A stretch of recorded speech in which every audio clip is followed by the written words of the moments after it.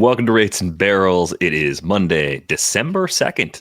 Derek VanRiper, Eno Sarris here with you. On this episode, we have some free agent signings. We have an extension, and the Dodgers are a very active club early on this offseason. Not a surprise, given the resources at their disposal. We have mailbag questions. We got some players willing to play in new positions. We have some players probably being told they're going to play a new position in 2025. So we'll dig into some of those changes as well.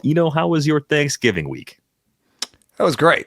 We spatched the hell out of some turkeys, and I think I did well. It tasted great, and it was great to see all the family. And then wife drug us all out to see Moana 2 yesterday. So we had the family out, and the tree is up. So okay, big week. That was a very productive week. Yeah, 2 turkeys, a movie, the tree is up. Mm-hmm. You made the flip from November to December as seamlessly as one can. Yeah, full points. It's we have a fake tree. Well, yeah, I mean, it's so much easier. Yeah, we just go downstairs, bring it up, put it together, bam, and it looks pretty good. I mean, the one we got looks pretty good. Yeah, we got one of those a few years ago. Costco buy, pre-lit. It's helpful. It saves a lot of time, a lot of frustration. Highly recommended if you need an easy option. I don't know. We're gonna have to look at some studies on that one. I'm not really sure. Yeah. Slight edge probably is my guess, but not certain of that. Yeah. If you'd like to join our Discord, you can do that with the link in the show description. We'll have a lot of lively chatter in there in the weeks and months ahead. Let's get started with the big sign that happened since we last spoke. And this is a blow to our last episode, our free agent predictions. Blake Snell goes to the Dodgers. He gets a 5-year, $182 million deal. As we mentioned in the predictions episode, you get one big domino wrong and you're likely to get a few other big dominoes wrong as a result because it just doesn't work out the way you'd hoped. But for Blake Snell, after the 1-year stop in San Francisco, he ends up getting the big payday that he was looking for this time last year. And maybe it's not that surprising that he was a little quicker to move in this year's market. To see him as the first big arm off the board is not really a surprise given the way things went down. I wonder, though, how much people will change their perception of Blake Snell because of the Dodgers being the team to sign him, right? I mean, we've talked about Blake Snell a lot on this show over the years. I think the main concern people have had is durability and the high walk rate. But the closer you look, and this is something you wrote about, the more you see that Blake Snell's walk rate is actually a lot less problematic than you'd think, because there seems to be some clear intent behind it. There's a plan there. It's not just wild with no idea where the ball's going. It's more conceding walks in order to avoid damage. Yeah, he just doesn't want to give in. And I think he's just willing to avoid the hard contact and avoid the homers. And he'll give you some walks. And I think it works because he strikes out 30% of the guys he sees. So it's a little bit like the closer that Trevor May would talk about on the show, just being like, yep, next guy, as opposed to giving up the big home run that scores everybody. He'd rather walk, put 2 guys on, and then eventually get to that 30% strikeout rate, just keep rolling the dice until it's a strikeout instead of a walk. And so I think it works when you strike out that many guys. It's part of why he's been excellent at hit suppression. We normally think of guys with hit suppression as having great command. I don't want to say he has great command. I think he has average-ish command and then has made this decision. He avoids the center of the plate, the sort of the heart. And we have a list here of pitchers that have avoided the heart of the plate and have as big of a sample as he's had over the last 3 years, minimum 1,000 pitches down the heart of the plate, and then sorted by who does it the least. Trevor Williams is number 1. Now, he is a wide arsenal, super command, trying to live in the shadow zone. Jose Quintana, Martin Perez, very similar. But if you look next on the list, right before Blake Snell, is Michael Kopech. So it's not always, super command guys with wide arsenals who are nibbling. There are those guys. Dane Dunning is on this list. Javier Assad is on this list. But, Edward Cabrera is on this list. And Michael Kopech is on this list. And Blake Snell is on this list. And I don't think that Blake Snell has as bad command as the other two, but he's more like them than he is like Trevor Williams.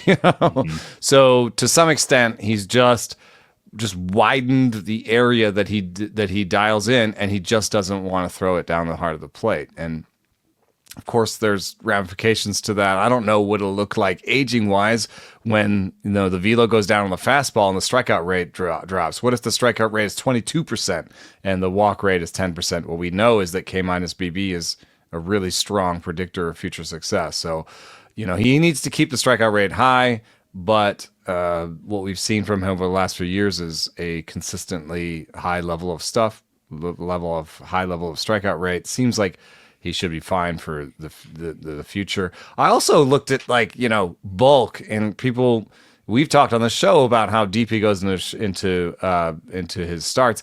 He went 6+ in 10 of his last 13 starts last year, and it seems relevant to kind of take away the first starts because he signed so late, And then on top of that, he's top 50 in innings over the last 4 years with like 540. Now that doesn't seem like a lot of innings, but top 50, like, people just don't throw innings anymore. There's not many guys out there that throw a lot of innings. And in that top 50 of innings, he had the third best ERA. So, you know what I mean? It's like they got another Glass now. It's a great comp in the sense that I think people are going to react the same way from a fantasy perspective. I was having an exchange the night that this signing was announced with someone, and they were basically saying, there's no way they could go after Snell at what will likely be one of the highest prices ever for him in a draft season. Now the team context has improved. Now that we've seen 2 Cy Youngs from him over the course of his career, if he is treated like Glass now, where by March he's maybe a late second rounder in 15-team leagues, or at least like a mid-third round pick, right? A top 40 sort of guy, and you have this innings risk, which is the result of a lot of different things and not actually recent arm injuries. Like, I think it's a really hard player to put a health grade on. You can't give an A because injuries are injuries, but you wouldn't give him worse than a C, I don't think, because if it's not shoulder, it's not elbow, it's not forearm, it's not those main for the last 5 problems. Years, it's been core and hamstrings. It's been big muscles, not ligaments and stuff like that. And I mean, maybe those things can just keep piling up on him because he's 31 now, and that'll always be part of the package. The other part you have to factor in is the Dodgers are going to use 6 starters. Like, that's just what they do. And remember this whole thing with the Giants where he was like, they're rushing me back. And, to some extent, we don't know what the truth of that is, because there was a little back and forth and he kind of walked it back a little bit afterwards. But to another extent, we know that Farhan was near the end of his career in San Francisco and may have wanted to rush Blake Snell back. Whereas I feel like the Dodgers will have a very different approach where they'd rather lose days, during the season in case he can be there in October. So I think there'd be a lot of, slow walking him and trying to make sure that they have him at the right times of the year. Of course, that didn't work with Glass now this year. It didn't work with a lot of their guys, but I think they also are doing a little bit of the Tampa Bay Rays thing where they're just like, if we have a ton of guys, then we're going to have just barely enough for the postseason. And I think that might actually be smart because the other teams that are like, we're going to buy like horses and stuff, and we're going to buy guys with a lot of innings, they might be just as scrambling in October. I mean, this October in particular felt like every team was like, I don't know who's going to pitch tomorrow. Right. You were just going day by day, hoping that whatever you had to choose to do tactically today didn't hurt you so badly tomorrow that your options were completely reduced to like, oh, we have 4 guys available that we can actually use who haven't thrown a million pitches. Even the Dodgers winning it all, like if Walker Buehler doesn't pitch well or doesn't make it through that inning, or like they didn't really have another guy after him. Yeah, there were some pretty interesting calculated risks that happened to break in their favor, leaving Trinan in as long as they did in that clinching game. There's a couple of things you wonder, like if that didn't go as well as it did, what would the cascading effect been in that series? But I wondered, who else is like this beyond that leaderboard? Like Dylan Cease is the guy that I always compare Blake Snell to, where I'm like, the walk rate's high, but usually the home run rate's not a massive problem. And if you look at the list, you can do a StatCast search looking at these exact factors. We'll try to link that in the show description just in case people want to actually click through. I think Dylan Cease is 23rd on that leaderboard. It cut off at 10 for the purposes of what we put on the screen. So he's in that mix. Cole Reagans is 19th. So I think it's just a reminder that walk rate, while you can get really caught up by a double-digit walk rate for a starter and say, oh, I don't want that. It's going to be terrible for the whip. It's going to cause all sorts of problems for the ERA. It's going to be higher variance. Like some of that might be true, but I think you have to be willing to look more closely at what else comes with it. It's not just I walk too many guys and I'm not as effective as I should be because of it. There might also be like a real tipping point there somewhere, because you were like Edward Cabrera's on this list, right? And Michael Kopech is on this list, and they got moved to the bullpen, or Kopech got moved to the bullpen, and Cabrera is the door. Like we don't know. We don't know. The bullpen gate is open, and there's a bright light reaching out towards the mound, trying to pull Edward Cabrera. And he's like, no. And they're chanting in the bullpen. They're all out there, one of us, one of us. He'd be a fantastic he'd be a lot like Kopech, I think. He could be a great closer. Really good closer. In any case, there are types. So like Jordan Hicks was showing on this list, and it kind of reminded me a little bit of Snell, where that's pretty good stuff, mediocre command, and just like not going to throw down the middle. Nick Martinez was at the top of the list until I moved it to 1,000. He seems more of the sort of Trevor Williams ilk, but he also has a decent amount of stuff. I just think he has like more command than Snell. So it is this weird sort of medium command, but with the I'm not going to throw down the middle. And that makes sense. In fact, it might be the best approach for somebody with medium command, because if you have medium command and you are trying not to walk people, then you're going to throw it down the middle and give up homers. And we've known that, right? We've known that like bad command can lead to homers as much as it can lead to walks. So this might be the ideal approach for him. And I think what's also interesting is like the team that the Dodgers are building. Obviously they made, money off that run. And I think the Ohtani decision, has really worked out for them in terms of some of the deals they've signed. The patch deal they signed was, I think, the best in baseball for their jersey. So I think that the team is doing well.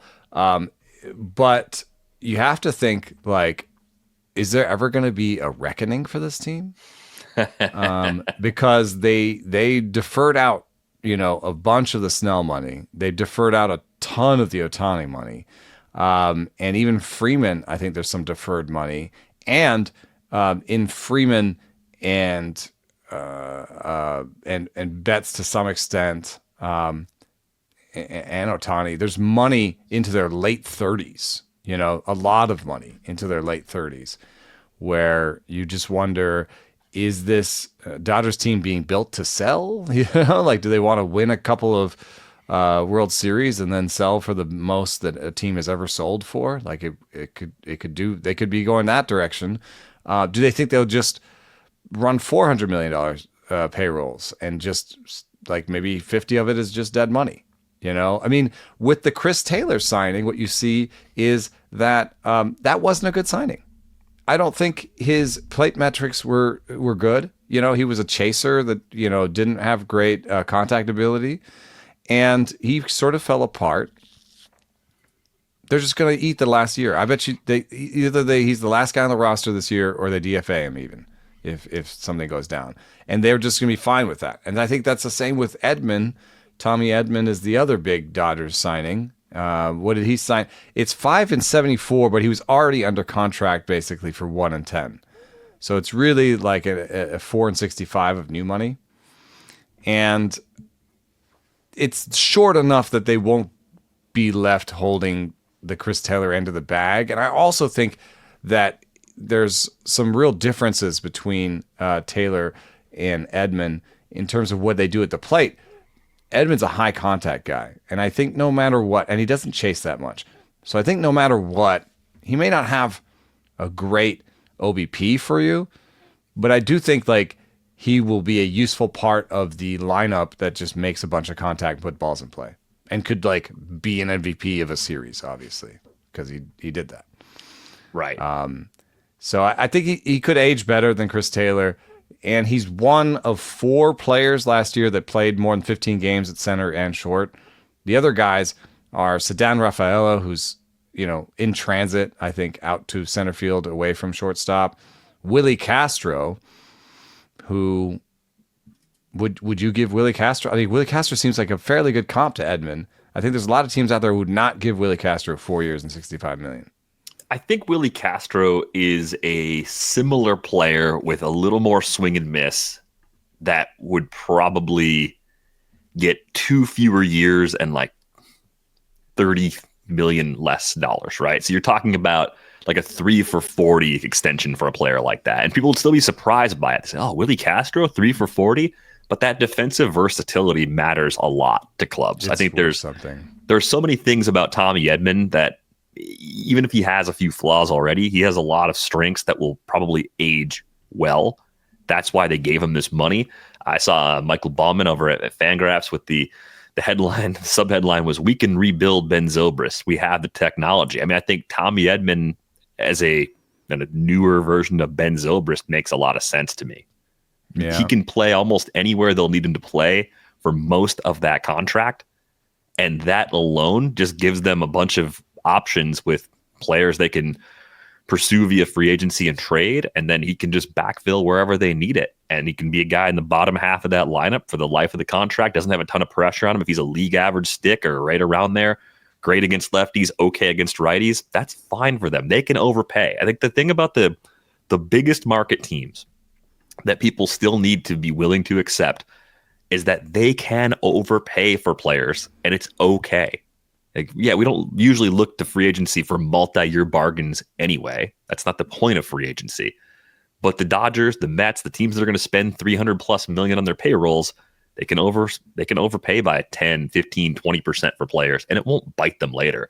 Will there be a reckoning someday? Maybe. I think you raise a great question. Are they trying to just dominate for 5 or 10 years and pump up the valuation of the franchise and cash out? Maybe. Like make it the most viable franchise in baseball by a healthy margin, and everybody coasts off with new yachts and 3rd, 4th, and 5th island homes. Maybe that's the plan. Or they're baking in like a national style rebuild at some point, because the Nationals deferred a lot of money, and they basically, what happened was in the deferred period of time, the money where the money was coming in, that was rebuilding. So they were okay. What happened is the deferred money, you're spending the deferred money while you're rebuilding, and your team is actually cheap. So they could just be building in some of that, or they'll just be like, well, with inflation, maybe they've modeled inflation their own way, and they're just like, that $68 million that we owe Ohtani will actually be, chump change by then. So, well, yeah, there is a lot of that with deferring as much of the Ohtani money as they did, right? The future dollar will be a lot less valuable than the present dollar. So, that's the goal. But I don't know. Will there be a great reckoning? Probably not. I don't think so. I think they have so much money in that organization. I don't think they're going to go through a massive rebuild for a long time. They can just spend recklessly and get away with it. Yeah, they are so well run. I mean, this is the only part where I guess this is an injury, but it's too hard to put the injury on Dodgers and just be like, oh yeah, that's a Dodgers problem. Is it an industry problem? I mean, they've made a bet on stuff like a lot of people, and they are run a little bit like the Rays with a lot more money in terms of their starting pitching staff and who they target. So. And then next year, all of our talk about how injured they are next year. And right now, their rotation for next year is Ohtani, Yamamoto, Snell, and Glasnow. And then, even their back end guys, they may even sign another guy, but Gonsolin, May, Bobby Miller, Landon Knack, Ben Kasparius, like that's decent for 2 spots. And in fact, if Dustin May comes back and is good, then this could be one of the best rotations of all time. You know what I mean? Like if all these guys are like reasonably healthy, like they could be one of the best rotations of all time. So, it's really interesting how people see this. And also, one last thing about the Dodgers, I don't like I don't know what their depth chart looks like. Another way that they're Raisian, they are run by a former Rays GM. So they've announced that Mookie Betts is moving back to the infield, right? But they did not announce where. It's probably not shortstop again. That's what I think. But Fangraphs has Mookie Betts with 44% of the shortstop plate appearances. Right. But they're doing the same exercise you and I are, in the sense of taking their best estimate based on the options in front of them today, which could completely change with the next move. Yeah. Gavin Lux is projected to be 5% better than league average with a stick. So that seems like a weird player to say, well, you're on the bench most days. Will they move Lux to the corner outfield? Betts at second, Edman at short, and Pages is the center fielder with Outman as the backup?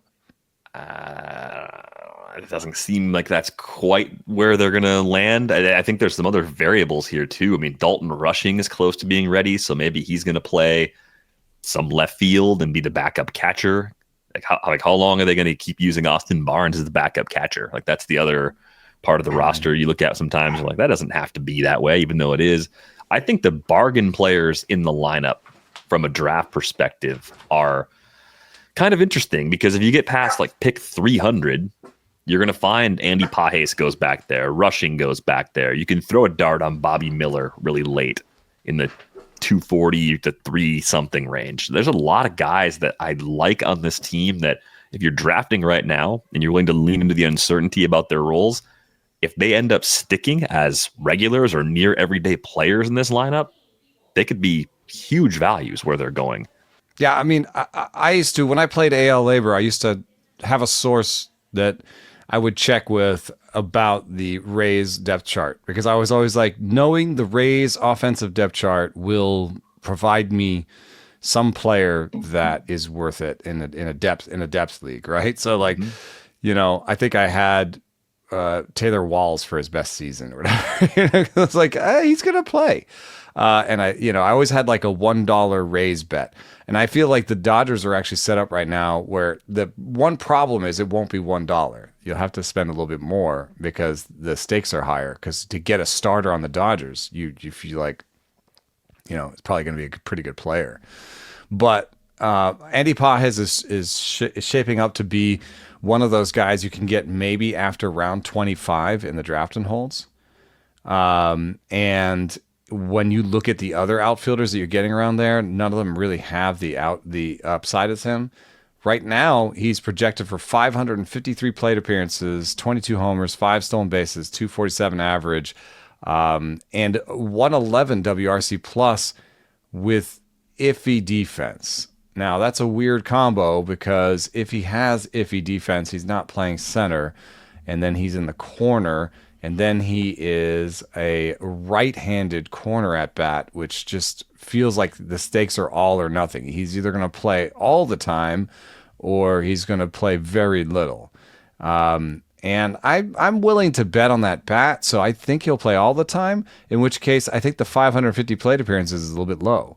And I don't think you need to push Andy Pages off of left field for Dalton Rushing or Chris Taylor, which is what Fangraphs has given the rest of the plate appearances in the left field to.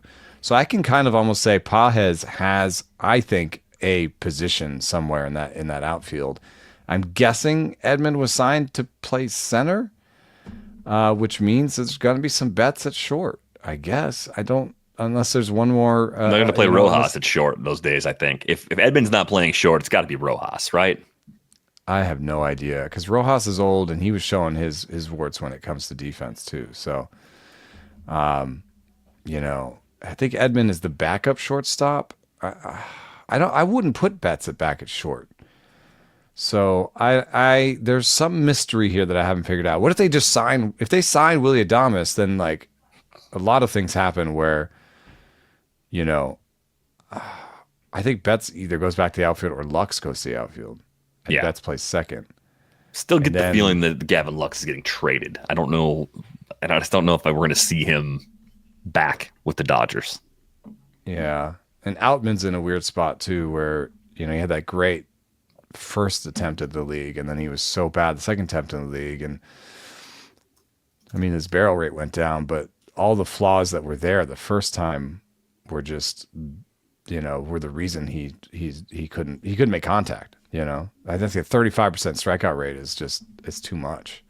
And he's projected to be league average in a corner outfield spot, at least he bats lefty, I guess. But I don't know that Outman is going to make it to the opening day on this roster either. So Yeah, I'm not expecting that at the moment, but a lot's likely to change here in the next 3 months and change before they open up their season. if I was going to bet on somebody, I would want them to be either clear of like 110 WRC plus projection so that they're being played for their bat, or having clearly have great defensive ability. So that's why I think Andy Pages and Tommy Edman are worth betting on despite the crowdedness, because I think Edman will get playing time no matter what, and Pages will too, but mostly because of his bat.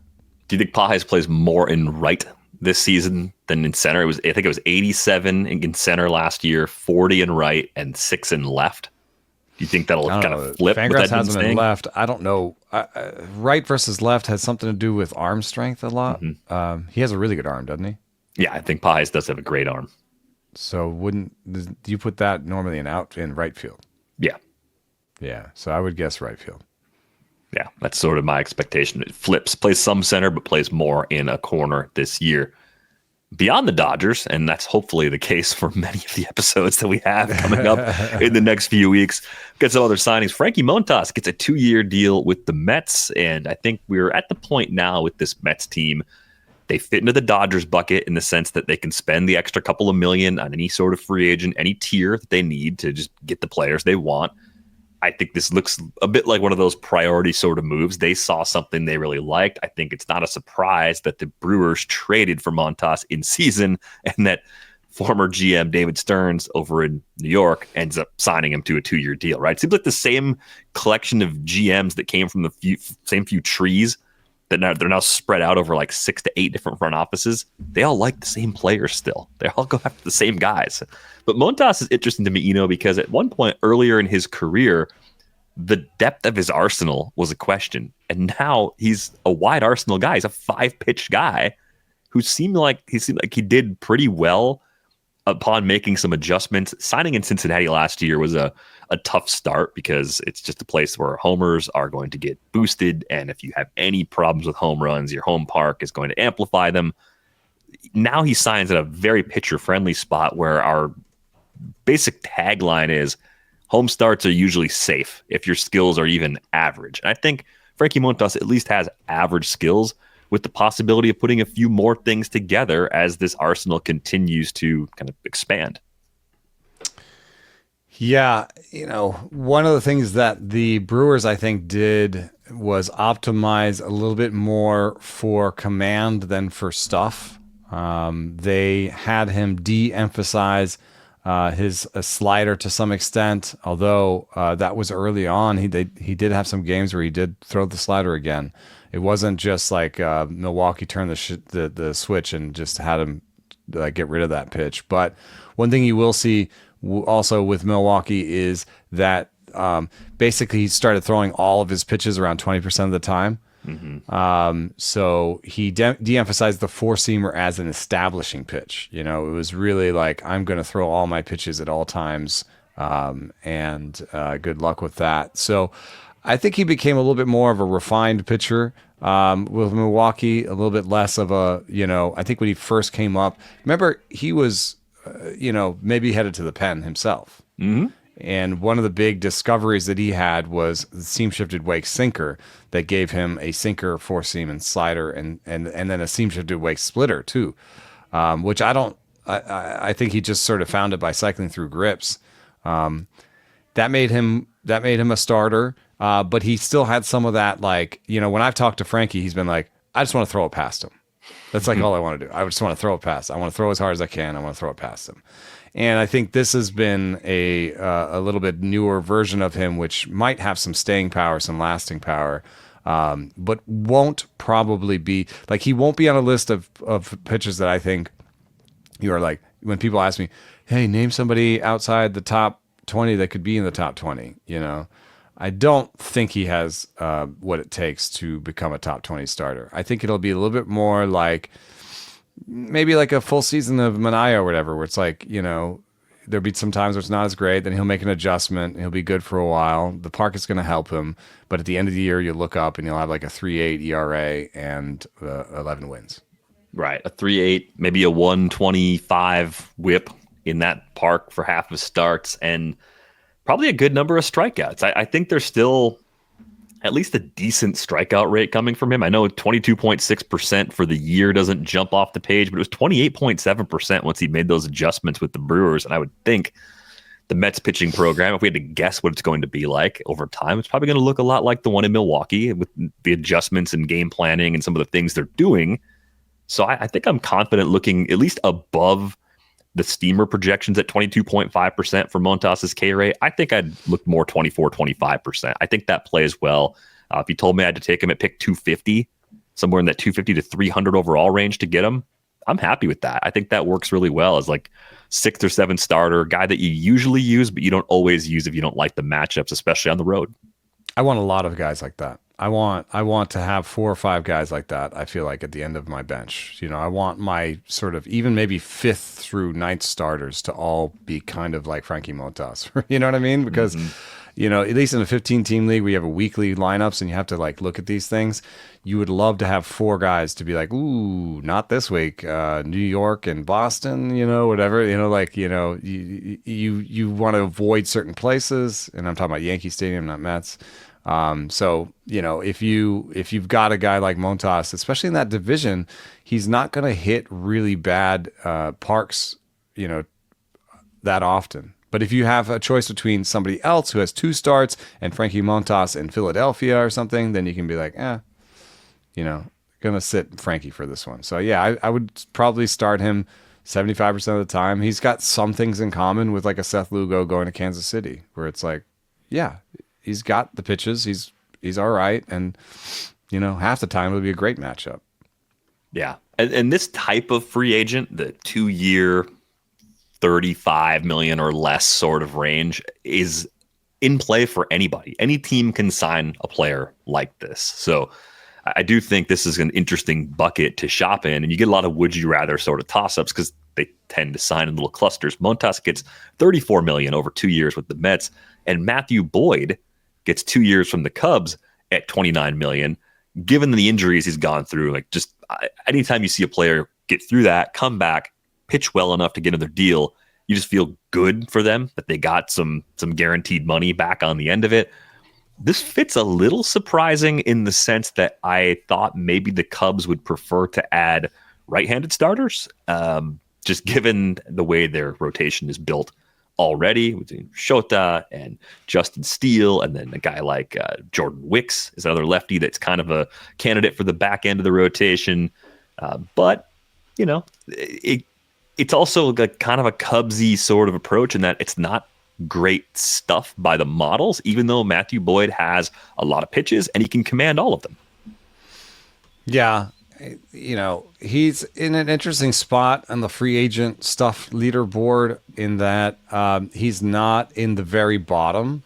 There's a very obvious bottom of the free agency board when it comes to starters that has Kyle Hendricks, Jose Quintana, Kyle Gibson, Martin Perez, Dakota Hudson, Chris Flexen, Carlos Carrasco, and Marco Gonzalez. Those are all guys that have sub 80 stuff plus, actually. And they describe what you're saying in terms of they have wide arsenals, they can command them, and they have proven results. Boyd in New Stuff Plus is actually up off of that floor, has an 87 on the revamp of Stuff Plus, and he's more in line with Michael Lorenzen and Trevor Williams and Lance Lynn, sort of up off of that bottom part of that floor. He still fits in for the Cubs as a little bit part of their anti-stuff play, though. You know, like they could have had Frankie Montas, who had a 102 stuff plus on the revamp, and instead the team that last year was 26th in stuff plus, you know, the Cubs, added somebody who had an 80 stuff plus or 85 stuff plus in Matt Boyd. So they could be making a play on command. They do have sort of top third location plus, the Cubs do. Maybe they're one of the, you know, they used to have one of the originators of Stuff Plus in their R&D department, Jeremy Greenhouse. Maybe they have their own Stuff Plus that looks different. I mean, they obviously have bought really into the cut ride fastball. So maybe they have some, you know, of their own flavor that favors Boyd. And then on top of that, Boyd is also in this place where his Stuff Plus matters a lot less because we've got 908 innings of him. And we have a K-minus BB and we have an ERA and we have these things and they matter. Unfortunately, those don't really speak well for him. I mean, he has 908 innings with a 4.85 ERA. So then you say, okay, well, he had a 2.72 last year with a great strikeout rate, 28%. Surely his Stuff Plus was good. No, it wasn't. So, you know, there's something to this that I don't understand. It's not like, oh, he changed something recently and so therefore he's good now. You know, or he's been doing this forever and he's been good. Like, none of those things are true. I think if you asked me for pitchers who had 230 or more strikeouts in a season in the last 10 years, I could name a bunch of guys. I would never, ever have thrown Matthew Boyd's name at you. What a weird season. Like, pitching in Detroit, we talk about that park a lot and how much it can be a boost for pitchers, how cold it is in the early part of the season. In 2019, Matthew Boyd had 238 strikeouts in 185 in the third innings. And I realize for a pitcher who's been hurt a lot, 5 years is a lifetime. Like, it is so long. So much can change with what you can do in that amount of time. But that is like one of the more bizarre seasons you'll find out there. It was a 30.2% CSW. I think that was easily the best of his career for seasons in which he stayed remotely healthy. 30.2% K rate. He's done pretty well with walks over his career, either league average or better most years, right? So he doesn't have any control issues. If you put him in a park that is at least average for homers, and I think Wrigley generally plays a little better than average, you're not going to have a massive home run problem, most likely. So I think this actually works for them, but I felt like they already had this profile within their options in the rotation. If you told me these two teams had actually switched these players, like if the Cubs had signed Montas and the Mets had signed Boyd, that would actually make even a little more sense to me, even though this isn't completely out of left field. I think the fits would have been better across the board. Yeah, I wonder if there's something about building a team to fit your park. The Wrigley park factor against righties over the last 3 years, it's the third hardest place for a righty to play, to hit. Yeah, so you're, as a lefty especially, you got a bunch of lefty pitchers, then in the situations in which you're giving up the platoon advantage, you're at least making it harder on the hitter in that regard. Also, Isaac Paredes, yikes. Yeah. But 94 park factor for home runs for righties. The only thing that's augmented at all is triples, and nobody cares about those. So, and walks and strikeouts are both up against righties. So yeah, it looks like a tough place for righties. So maybe that's what they're trying to do. And maybe if you compare Matthew Boyd to Frankie Montas, like the lefty should be paid a little bit more, and Montas is maybe a little bit better stuff wise, and Boyd is a little bit worse, but he's a lefty, and so that's why they kind of end up near each other. Is your interest in Boyd similar to Montas as far as your starting pitching depth, even though they do it different ways? Do you still see value given where he landed? I'll have Montas fantasy purposes ahead of him, but they might be in a similar spot. Yeah. Same sort of tier, like maybe you missed on Montas a couple rounds later, Boyd's still sitting there, depth starter that you feel okay about most of the time, at least for those home starts. Yeah, and like he showed enough coming off of injury last year that think he could maybe make 120, 140 innings. Matthew Boyd. Yeah, it's possible. Man, I just forgot how many Ks he racked up in 2019. That 238 just jumps off the page for me. We get some position changes. One, an offer to play a new position. This is from Nolan Arenado, who I think is trying to just, say, hey, if I get traded, I'll play both corners, either corner that you want me to play. But I don't know. Isn't part of the appeal of Nolan Arenado still at this stage of his career that you feel pretty good about his defense at third, even if it's not elite anymore? It's still probably better than what a lot of teams have at the position. Like trading for him to make him a first baseman when the questions are more with his bat at this stage seems like an odd thing to do. Yeah. I mean, he's projected to be 6% better than league average with the bat. Nolan Arenado is, and that's about average for a first baseman. Last year, first baseman as a group had a 104 WRC plus. So you're giving yourself an average first baseman, whereas third baseman as a group had a 95 WRC plus. So yeah, I mean, vis-a-vis his peers, Nolan Arenado has more value at third base, especially given his defense there. So I just think this is a little, it's not like trade demand, but it's like a little bit like, get me out of here, and I'm willing to do whatever it takes to get out of here. And but I do think the acquiring team, I think basically there's going to be a few teams that lose out on Alex Bregman and are teams that could move up the third base rankings with, and I think it'll be like the Cardinals will have to eat some of that money, Yeah. But depending on how much they eat, I think you could have as surprised a team as the Mariners get in there. Right now, the Mariners have with Dylan Moore, Austin Shenton, and Nick Dunn the 20th situation at third base, and they've never really wanted to play Dylan Moore every day. The Dodgers at 21st with Max Muncy, it's a possibility. And the Astros, if they lose out on Bregman, have the 27th. We've talked about this before. Arenado could fit in there. Could it fit with the Brewers? Sure. Why not? They're 29th right now with Oliver Dunn leading the charge. That's not going to be Oliver Dunn. Let's not. Come on. We're not talking about Oliver Dunn today. Let's not. What are we doing? All right. Well, I brought him up, not you. Yeah, I know. That's you. Hey, you did it, not me. I think those are the teams. I think the team that's one of those teams will lose out on Bregman and will engage the Cardinals.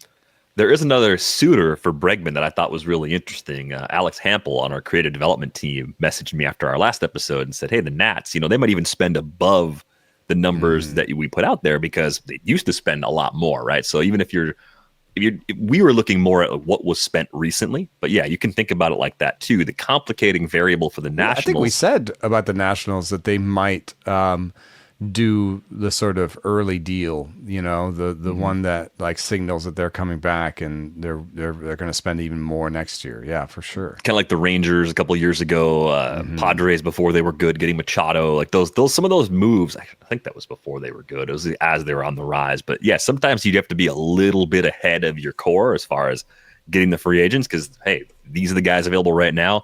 Next year's crop might not have players that fit your roster as well. I just thought that was an interesting call too, because they could certainly use a player like that. One last thing about Bregman that was also interesting. Mike Petriello had a piece where he pointed out that his career home away splits, Alex Bregman's, are not that different, which is surprising given how he targets the Crawford boxes. But he has an 845 home OPS and an 851 away. Slugging away 489, slugging at home 476. So for somebody that we are nervous that his sort of batted ball stats may not play on the road or away from Houston, these are kind of intriguing home away splits. And there is a sort of the whole is bigger than the sum of the parts, where you're like, hey, he makes contact, he walks well, he plays decent defense. Maybe we were too focused on his barrel rate. So I think some team will talk themselves into a pretty big deal for Alex Bregman. I wonder, and going back to Arenado, like they did that mega deal he signed with the Rockies. The Rockies ate some of that when they traded him to the Cardinals. They front loaded it a little bit, so he's going to get $32 million this season, $27 million next year, and it drops down to $15 million in 2027. So it's not as much as the AAV over the next 3 years. It's a little bit lower than that, even though the Cardinals probably will eat money if they want to get a quality prospect or quality prospects back as part of the return. I think there is a market for Arenado, but you're probably right in that it could be post Bregman, or it could be a team that doesn't like the price on Bregman and then just moves on and says, okay, we'll go to the trade market instead, because there aren't a lot of other free agent third base options. The depth at the position this winter is very limited. Yeah, I think that if they ate $20 million and you turn him into basically a 3-60 guy. For his age 34 to 36 seasons, the defense still playing above average, I think. And he doesn't strike out a lot. So as long as his back is okay, I could still see another good season, possibly 2, with the stick from Arenado. Yeah, they might work. How about this one? Rafael Devers maybe moving off of third base. I think this is something that's been in his profile ever since he was a prospect. There were questions about, with his frame, how long would he stay on third base? Like first base DH seemed like a long-term plan. Tristan Casas is there too. They could just share those 2 spots. Like, do you see any real issue with that? Is this logical and maybe something that opens up a spot for the Red Sox to make a splash? I think this is a signal to the future. It may be even a wake-up call to Devers to, work hard on his defense this offseason. Unfortunately, I think the way this roster is constructed, there's no place to put him other than third base. I mean, if you still have Wilyer Abreu, Masataka Yoshida, and Tristan Casas on your team, you have no place to put Rafael Devers defensively other than third base. That's my opinion. Now, could those guys be traded? Yeah, any of those guys could be traded, but I don't think you're trading Tristan Casas where you are right now, and I'm not sure how much trade value Wilyer Abreu and Masataka Yoshida have. Yeah, Yoshida had a labral tear in his right shoulder that got repaired in October too. So you've got questions about that and when he's going to be ready, but you're right about the fit. Like you have a guy that really doesn't play in the outfield. Like Yoshida, how many games in the outfield last year? Played 1 game in left field in 2024. He was a DH 101 times. Like that gives you an idea of how they feel about his defense, even though that split was actually 87 games in the outfield and 49 at DH in 2023. That was a pretty big shift pretty quickly for Yoshida. Yeah, and Wilyer Abreu, like the defense, was rated okay last year, but as a prospect, field 55, 60, I guess he's fine in the outfield. He's 25. It's not a problem yet, but I just, he's not a center fielder. So, you're eating up corner outfield spots too. Like, I don't know if Devers could play corner outfield, but, he seems like he could be a first baseman. So maybe Casas will get dealt. I mean, that's an internal, the sort of debate on Red Sox Twitter for a long time has been, do we trade Jarren Duran or Tristan Casas for a big arm? It doesn't seem to be the way that the Red Sox want to go about things. They want to cobble together pitching and have great hitting every year. I think if you were to trade Casas right now, I mean, you're doing it after he missed a significant amount of time. The K rate went up this year. You'd be taking a little bit of a hit in terms of what comes back in the trade compared to if you had made this trade this time a year ago, right? You would have got a lot back last winter if you'd moved Tristan Casas. So, Duran yeah, maybe it's just posturing. Jarren Duran, I think it could be just posturing, but Jarren Duran is 28, which might surprise people considering he just basically had his first full season. But he's 28 is one thing. Yeah. So he could be post peak earlier than you think. However, team control until 2028 is another thing. And a reasonable center fielder, if not a great one. I think their best team has Sedan at center field. So, if you're talking about a corner outfielder who's already 28, like that sounds a little different than talking about a guy who had the season that Jarren Duran just had. So it's possible that you trade Jarren Duran. But even if you trade Jarren Duran, then you're playing Yoshida in the outfield to get Devers over to first and DH. Yeah. So it's going to cost you something as far as your team defense goes and how that stacks up. Some Rangers rehab updates to pass along. Corey Seager nearing baseball activities. Good to hear that. Adolis Garcia has started running, so looks like a pretty normal offseason for him. And perhaps the biggest of all, Evan Carter has been cleared to swing a bat. I think that was the one that I wanted to watch most closely this winter. I've got Carter in a few keeper leagues. A lot of folks out there are hoping for some big things from him in 2025 after an injury-plagued season. He played 45 games this year for the Rangers, but he's supposed to be 100% for the start of spring training. That is the hope at this point. The procedure, I believe, was an ablation procedure to remove some tissue from his back. So that's not as bad as other back surgeries, I guess, in terms of like what was being done. But just a lot of missed time for Carter and a guy that, I think still has some skills questions to be answered. But I see kind of a Christian Yelich starter kit, like early career Yelich is sort of the player that I think Evan Carter can be if he's in fact healthy in 2025. I don't know if I see, the one thing about Yelich was he hit the ball hard, even if he hit it on the ground, Mm-hmm. I see almost a little bit more maybe like an Alex Bregman starter kit.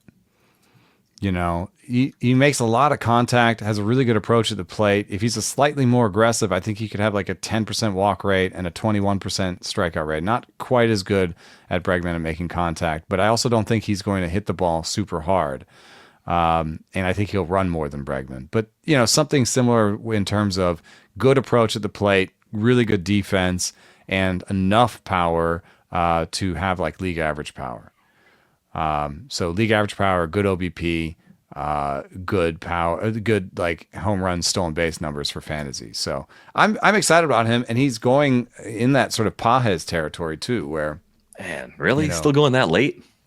I think so. So I think he's going before Pages. So he's going in the first 20 rounds or so, I think. But still an interesting guy because he should have a job, like playing time should be there for him. Yeah, the range on Evan Carter, looking at drafts in the last 2 weeks, pick 198 all the way down to pick 359. I don't think that's going to happen much longer as the positive updates come up. Yeah, even at 198, I'm still in to some extent, and I think that we may get better. We should be getting better health updates as the rest of the season goes. So he might have an up arrow on him. Like every time we hear, oh, he's running, oh, he's full baseball activities, you're like, everyone's going to, notch him up, a couple spots in their rankings. Yeah, I mean, Evan Carter versus Elliot Ramos for 2025. If the price is equal on those two guys, who are you taking? I think Carter. It's a snap Carter for me. Ramos doesn't really offer much for steals. That's right. I think that's home park. Yeah, tough home park where the power, maybe it's 25 to 30 home run power if he gets a full season's worth of plate appearances at the big league level. But I have a lot more faith in Evan Carter, I think, from a floor and a ceiling perspective, actually. I just think he's a safer profiled hitter. Yeah. There's a lot of swing and miss in Elliot Ramos. Like if he strikes out 33% of the time like he did, before last year, like then he could have like a 210 average and maybe even start losing playing time. The good news, though, if you look at the rolling charts for Ramos, the K rate was generally still heading in the right direction over the course of the year, right? There wasn't a late surge or anything like that. So I'm not trying to throw water on what Ramos just did, just on the would you rather scale. I'm more interested in Carter because I think there's a few more ways he can help us, even though Ramos could be a fixture for the Giants for a long time. If Carter feels froggy, like he could be the center fielder. I mean, we've been watching Leodis Taveras like sort of lose his playing time slowly over time, It looked for a moment like it was all happening for Leodis Taveras in 2023. No. And then last year happened, and it's kind of back to the looks like a bench outfielder sort of result. So it's weird when you're like a switch hitter that can play center to say like maybe a bench outfielder, but if you're just not that good of a switch hitter. Well, yeah, but it's still not a bad player to have on a big league roster. Yeah, that's fine. It's just the expectation that there was one more level there, that he was going to be league average or better going forward with double-digit homers, 20-plus steals year after year after year. I think that is starting to fade because the playing time might drop out. Not because he isn't showing those skills. He's showing those skills while being a below-average contributor. An 82 WRC plus puts him in that danger zone of just losing a large share of the playing time that propped up those counting stats. Could end up being Evan Carter against righties and center, and Tavares against lefties. Yeah, maybe they move Carter around a little bit, play him every day, but split him between Carter, a couple spots. There's still some risk that he's not good against lefties. His splits are pretty bad. Hope they just let him try to figure it out, put him in the bottom third of the order, see how it goes. But yeah, you have what you have to work with depth-wise there. Got some mailbag questions that have been piling up in our Discord. Again, you can join the Discord with the link in the show description. We talked about the Brady Singer Jonathan India swap on our last episode. Had a question from MJ Logan about how the rest of the Reds rotation shapes up. Roster Resource has Hunter Green, Brady Singer, Andrew Abbott, Nick Martinez, Nick Lodolo as the core five, with Rhett Lauder and Graham Ashcraft on the outside looking in. So do you agree with that, or do you see some kind of arrangement where Lauder's in, given the injuries that Green and Lodolo have dealt with at various points over the years? Maybe there's enough to go around as it's currently constructed. But what do you make about how the Reds would prioritize their best five starters now that they've added one more to the equation? I mean, I think it's likely that we shouldn't spend too many brain cells on this one, because somebody might just get hurt in spring and then Rhett Lauder's in. Especially when you have Nick Lodolo as one of your guys there, who's been oft hurt. I do want to point out, though, that Nick Martinez has been a kind of glue guy. Maybe the contract means that they value him as a starter and they're just going to use him as a starter to begin the season, but they've used him as a glue guy there. So he could be the sixth starter with Lauder in. In any case, I don't want to downgrade Lauder too hard, because he's a sixth starter on a team behind Nick Lodolo, behind Nick Martinez. And I think he's going to get like 120 innings in the big leagues next year at least. Yeah, I'm not too worried about it. I think Lauder could be their third best starter in the not so distant future. So I'm pretty intrigued to see how he gets in there, even if it's to wait a couple of starts, even if he doesn't start until the end of April, because everybody does stay healthy. I think there's a world in which he is part of their best five sooner rather than later, despite the addition of Singer. It's also time to put Ashcraft in the bullpen. That could work. It could be fun. I think he could be really good. Do you see him more as like a multi-inning fireman, or do you see Graham Ashcraft as a threat to maybe close out some games eventually? I think Alexis Diaz is continually one of the more wobbly closers that I don't take a lot of shots on. So I'm always keeping one eye on those other options, and they never seem to have anybody that I get excited about on the depth chart behind Diaz as a possible source to take over some saves. Yeah, I think Fernando Cruz is he's a 34-year-old who has a really good forkball, but he doesn't have the fastball of a closer. And so you have these like outside strikeout rates, but you have a 94-mile-an-hour fastball. It's not exactly what teams, I think, want in their closer role. And then Pagan, Santillan, even Sam Moll, like those guys aren't closers. They're good pitchers, but they aren't closers. So, it could be one of those things where, hey, Ashcraft, let's say, I don't know if he does have options left, so they can just option him and say, oh, you need to work on diversifying your arsenal and having 4 or 5 pitches before you can come back up. But there could be another one where like, hey, you're a good enough pitcher that we need you on the roster even when you're not starting, and we're going to keep you in this like sort of extended role in the bullpen at first, but I bet you he pitches his way towards the 9th rather than the first. You know what I mean? Like, I think right. Instead of being the first guy up behind a starter, you think he's more likely high leverage late. I think so. Even if they start saying, oh, you're going to do like 2 or 3 innings at a time, I think like he'll do so well in those. He does so well in his first 3 innings as a starter. And you think about it, what it's like to be a manager, right?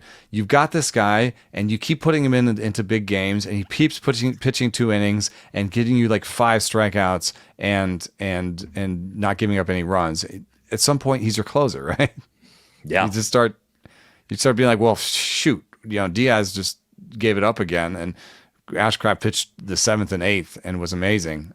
Let's just give him the 9th, So I could see him pitching his way towards it. It's one of those things where I would just want to have some shares in deeper leagues. It'd be a tough one. It's a tough case for me to make in redraft leagues unless you're super deep and you can hide him on your bench for a while. As far as the draft cost on Rhett Lauder, by the way, he hasn't cracked the top 350 in a draft in the last 2 weeks. So he's still going late enough where he's fine as an extra, one of your first bench starters in a draft and hold, because there will be opportunities. I'm with you. I think it's triple digits for innings for Rhett Lauder at the big league level in 2025, and they could be pretty high quality innings too. So I'm excited about that. Thanks for the question, MJ Logan. We got a question from T. Burkhart about the catcher position.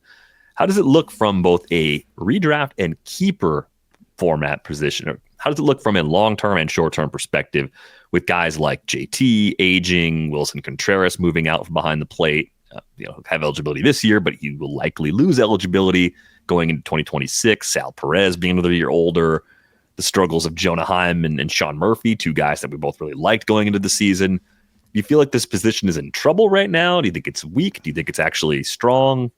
What's your overall assessment coming out of 2024, looking at some of the things that happened behind the plate? I think it's in transition, and I think this is just a position that you shouldn't value too highly because, first of all, they're not great hitters, and they can get injured. They debut later, so I don't like catcher prospects. I don't like old catchers. I don't like catchers. So, at least in terms of fantasy, they're super important for the actual for the actual game. But I just fun to talk to, right? I mean, like generally, like some of the more interesting people to talk to. Stephen Vogt was like so obviously going to be a manager when he was done playing. So, in terms of what's happening in the position as those guys move out, I do see some guys down at the bottom that I like that I think will move up. I think Logan O'Hoppe has a big season in him at some point, and I think he could change how we think about him. I think Gabriel Moreno would bring back some of that power, and between Gabriel Moreno, Alejandro Kirk, and Keibert Ruiz, there's somebody that kind of joins at least the middle top as a good source of decent batting average and still like 15 to 18 homers a year. I think one of those 3 is going to step forward and get more out of their contact than they have so far. So that's the good news. Francisco Alvarez, I think, has the ability to join the top. If Francisco Alvarez or Cal Raleigh make any sort of inroads with their contact rates, they could be top catchers, a la sort of Sal Perez-ish, So I think it's just one of those things where the trends are longer term and it takes a while for these things to happen. I wouldn't be surprised if Wilson Contreras retains catching eligibility next year. He plays just enough behind the plate to get one more year.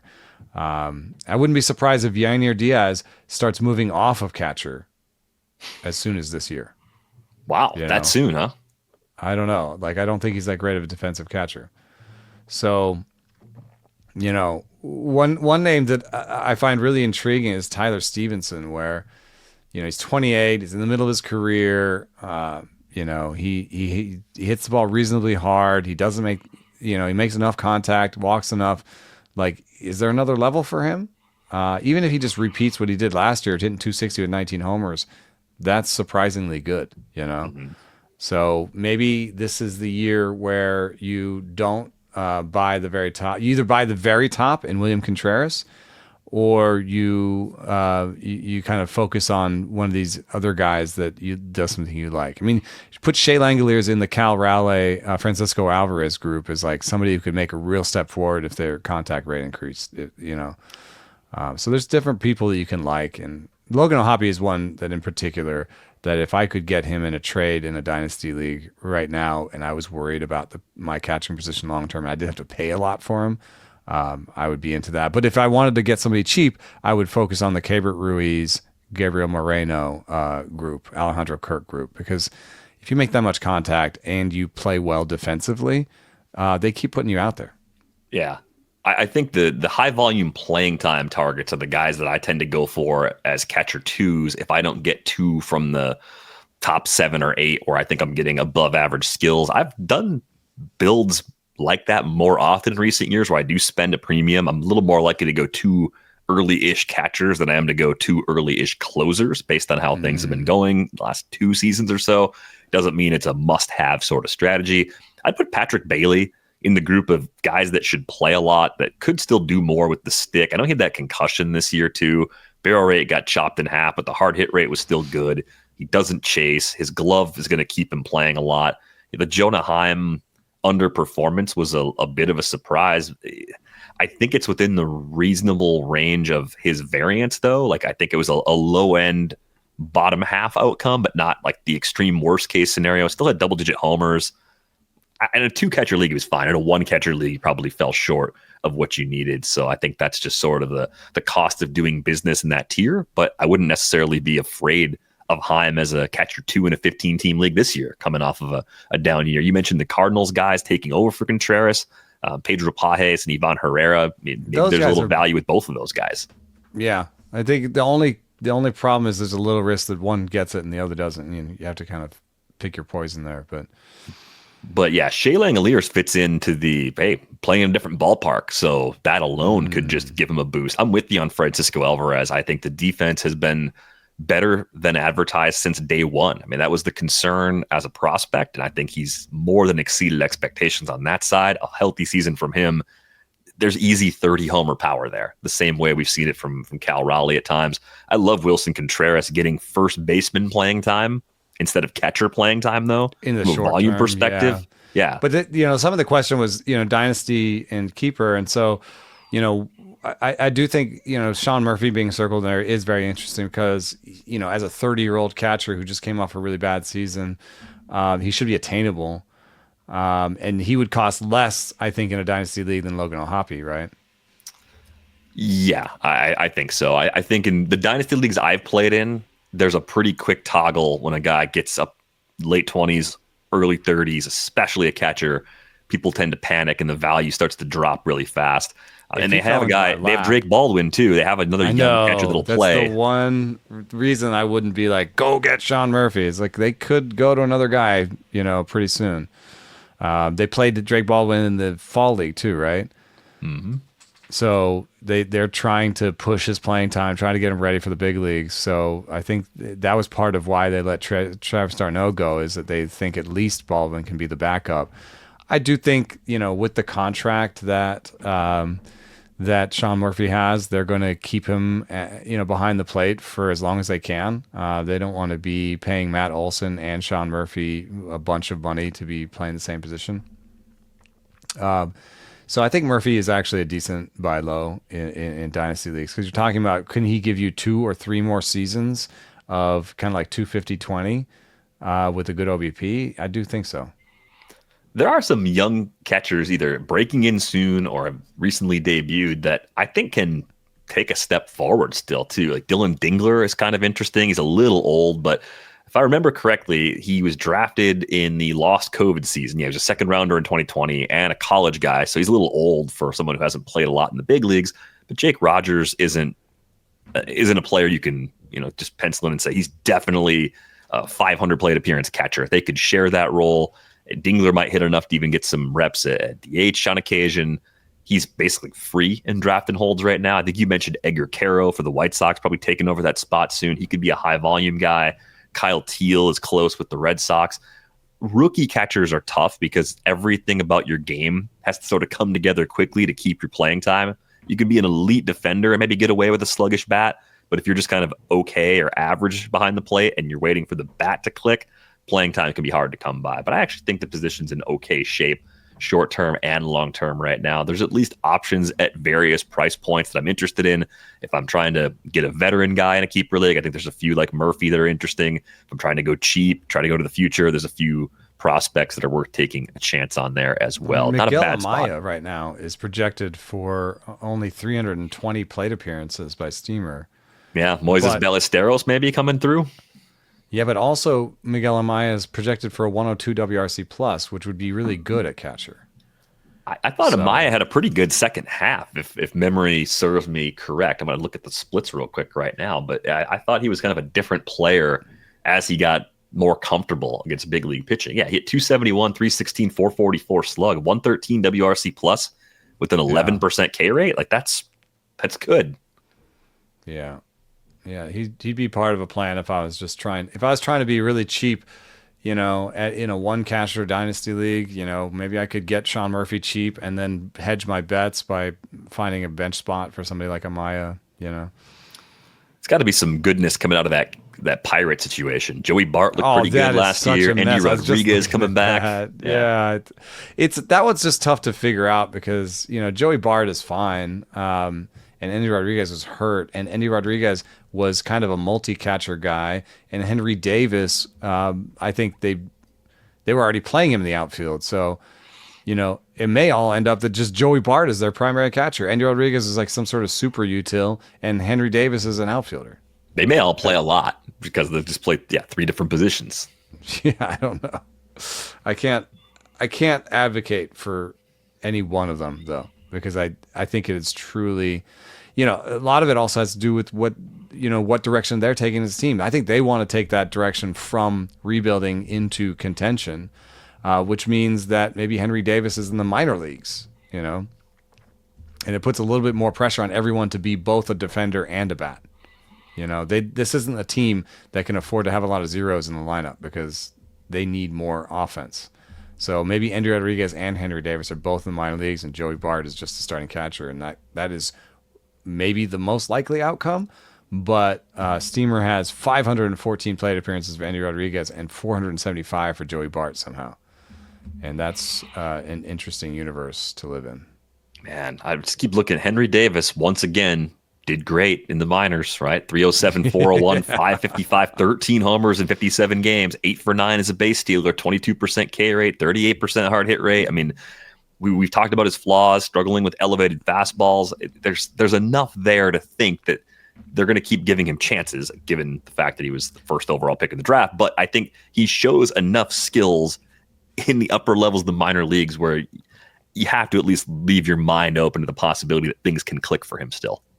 I like Andy Haynes, who was the hitting coordinator and coach for the Pirates, but I will also have to admit that Pirates hitting has been a problem.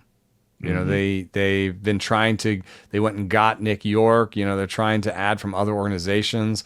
They've tried different approaches with their different minor leaguers.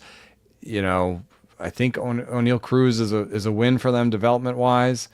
But you're kind of waiting for Brian Hayes to step through, and he's had a highly publicized problem with this hitting. He wanted this other hitting coach, and that hitting coach got fired. So there's a whole backstory there. Maybe Nick Gonzalez and Nick York and Jared Triolo aren't actually that good bat wise, and this should be their outcome, or maybe they should have been better than they've been.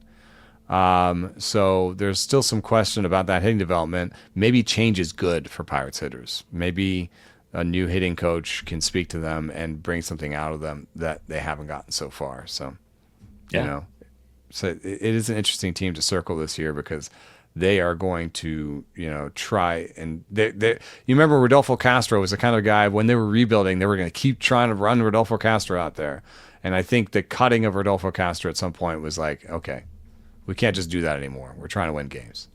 Yeah, well, you get to the point. The front office has been there long enough where they know expectations are going to be elevated, and you have to start making some progress just in terms of the win count. So, yeah, you got to move on from some of the players that haven't clicked the way you'd hoped. They have a different cast there now. So maybe this will be the year with better health on that front from Andy Rodriguez, among a few others trying to break through to various spots in that roster. One last question for today. This one came in via email, ratesandbarrels@gmail.com. If you prefer email to other platforms, it's about the Blue Jays offseason plan. This question came in from Matt. Matt listened to our guesses as to where the top free agents were going to end up. And as a Jays fan, Matt noticed we didn't mention the Blue Jays at all, which they are linked to Juan Soto. Yeah, Ken Rosenthal reports you read, you see that they are among the real suitors to go out and add Soto. I see them as like a secondary option, just like a guessing personal perspective, only because if the alternatives are teams that spend more and have better resources, and you can choose wherever you want to go, and you're going to be there for the next 10 or 12 or 14 years, or however long that deal ends up being, why wouldn't you choose a place that you have even more confidence in? The Jays, I've always wondered, could they become another team like that? Could they become a $300 million payroll team eventually? But right now, they're just in this spot where they're sort of in between. And I think a lot of the guys they're going to end up going after are players that weren't in that top 15. We were talking about guys that were in the roundtable rankings on The Athletic within the top 15 of this year's class. They need a closer, right? They non-tendered Jordan Romano. I saw Caitlin McGrath write up a few different free agent needs pieces on The Athletic. They're really good. Tanner Scott could be a great fit for the Blue Jays. Like, if they go through and take a couple of different things, I thought maybe a secondary team for Santander or Teoscar Hernandez is possible. They could get some more thump in that lineup. That was probably like the highest end free agent I could see them going after. But a lot of these other guys that are in the next wave make a lot of sense, because I think they're going to try one more time with the Vlad and Bo core to be a playoff team. So I think they're going to be active. I just think they're going to miss at the very top end of the market. Yeah. What's weird is we had this one data point that, the Shohei Ohtani thing where they were one of the last 3 teams in on him, Yeah. which would have been so much money. And so, if you talk to people from Toronto, they say, well, Rogers has a ton of money. They should be able to spend on this team. You look at recent trends, though, they've stayed under the luxury tax. And so if you want to spend money on the Blue Jays this year and stay under the luxury tax, you have $30 million in AAV. And that's with Chad Green at closer, and your 4th and 5th starters are Bowden Francis and Yarel Rodriguez. And your DH is Spencer Horwitz, and your left fielder is Loper Fido, and your second baseman is Wagner or Schneider. You know what I mean? It's like your third baseman might be Ernie Clement. It's just a lot of question marks to solve in $30 million. But they keep getting, there's this Ohtani thing. So maybe they could just blow past that. Maybe they can go past that, which would make sense. But I think they would want to do that either for Juan Soto, for just a big name that can be part of the next big team, even if there is a rebuild, or I don't see them. I see them either being small or big. You know what I mean? Like, right? Yeah. I don't see them kind of hitting the middle of the market, which is unfortunate. So I think they either are going to be penny pinchers and just get Tanner Scott and Anthony Santander and call it a day. That might be a little more middle than penny pinching, though. Santander, I don't know. We see a lot of different projections on what his final numbers will be in terms of years and dollars. But I think I agree with you. Like, Soto is such a big fish in free agency that if you're even in the conversation there, people would say, well, surely you're after everybody else behind him if you don't get him. It's like, well, no, because they've got a lot of money tied up in a few starting pitchers, right? They've got Kevin Gausman and Jose Barrios at high AAVs, right? And they've got Bassett as a 3. You mentioned the 4 and 5 options. And you need so many other things to be good that if you don't get Soto, which I think would help you get more free agents, like, oh, hey, they're serious in Toronto. They're spending and they want to win right now. 1 in 10 starting pitchers who are like, right. Yeah, this is a good place to be for 1 year. Then you can get a couple of veterans that maybe want to prop up their value for a year and say, okay, you know what? I can do this for a year and hit free agency again next winter. Maybe you have priority on some of those players if you land Soto. But if you don't, I don't know if it's an appealing situation. It's a little bit like the situation the Cubs have built. It's a kind of expensive, the roster there. It's not bad, but is it great the way it's, like, how do you make it a lot better with seemingly limited resources based on recent spending trends. We're making the assumption they're not going to break through the ceiling. If they break through the ceiling, all bets are off. Then, once the floodgates are open, then you can add 3 or 4 impact players if you get that first big one in. And it probably changes your long-term calculus as far as Vlad Jr. and whether or not you're going to retain him. Maybe you want to have a Soto-Vlad Jr. combo for the long haul, and that's the core 2 position players you want. Yeah, I think it was maybe Ken Rosenthal that put it. Just other Soto or other free agents, or anybody who's sort of assessing this team and deciding if they want to join it, is saying, well, do you believe in Vlad Guerrero or do you not?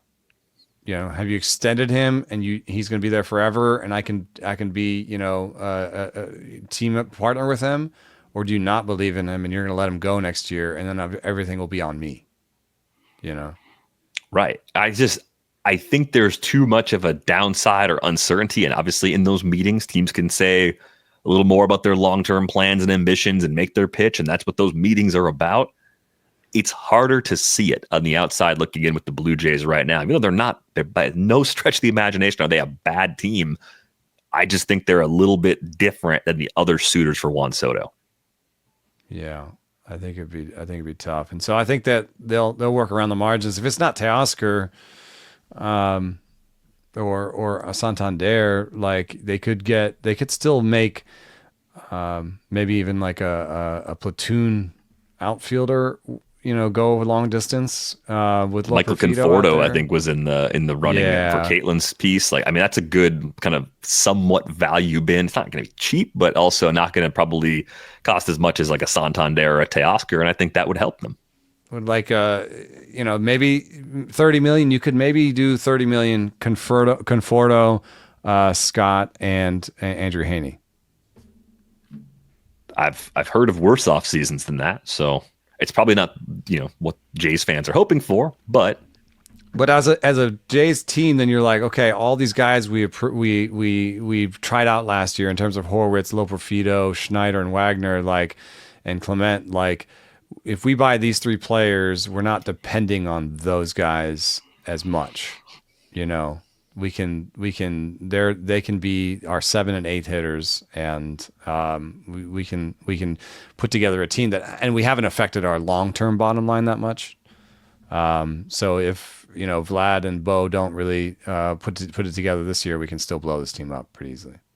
Yeah. This feels like one more push of some kind, but not necessarily the over the top Juan Soto level push. That's my summary on the Jays. That's why they missed out. But the Red Sox weren't part of that conversation on our last episode either. Again, dictated more by what they've done recently. And I would say the Jays have actually been more aggressive in free agency than the Red Sox in recent years, at least in terms of spending and extending money. My big mistake was not putting the Dodgers on more players. And I recognized that when we were doing it, but I was just like, I can't. What are the obvious needs for this team that just won the World Series and seems to be pretty well set and also has a super high payroll already? How much are they willing to spend and how much do they want to take a step back? Then they go out and get Blake Snell. I think they just want to win the next 5. I think that's sort of their internal goals. Let's just keep doing this. I can't count them out for Adames now either. I wouldn't count them out for anybody at this point, just based on the approach. We are going to go on our way out the door. Just a reminder, you can get a subscription to The Athletic for $2 a month at theathletic.com/rates and barrels. You can join our Discord with the link in the show description. You can find us on Bluesky. I am DVR.bsky.social. Eno is Sarris.bsky.social. At some point, maybe we'll change those endings. If we do, we'll announce it on the show. So I don't know what their long-term plan on that platform is. It's just weird to not just be your tag and to have all extra stuff on there. But nice conversations happening over there as they are on Discord as well. So that's going to do it for this episode of Rates and Barrels. We're back with you on Thursday. Thanks for listening.